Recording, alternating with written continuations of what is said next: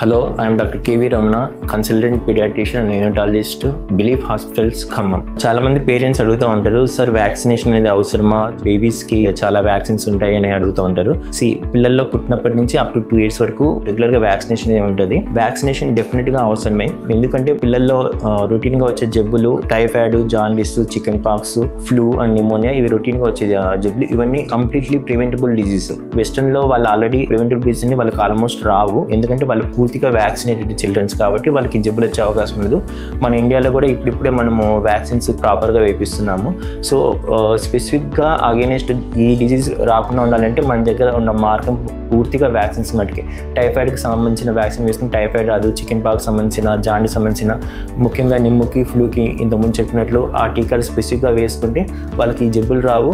మనం కూడా తరచుగా మన ఆఫీస్ టైమింగ్స్ మిస్ కాము, బికాజ్ ఆఫ్ పిల్లలు సిక్ కావడం వల్ల మనం కూడా మన టైమింగ్ మిస్ అయిపోతూ ఉంటాము. సో ఈ విధంగా పిల్లలు వ్యాక్సిన్ వేసుకోవడం వల్ల వాళ్ళ హెల్తీగా వాళ్ళ గ్రోత్ అండ్ డెవలప్మెంట్ ఉంటుంది. వాళ్ళ హాస్పిటల్ విజిట్స్ కూడా కంప్లీట్గా తగ్గిపోతాయి. మనం కూడా వాళ్ళ హెల్త్ గురించి వరి కావాల్సిన అవసరం ఉండదు. So vaccination is definitely advantage for the kids health. I recommend that. Thank you.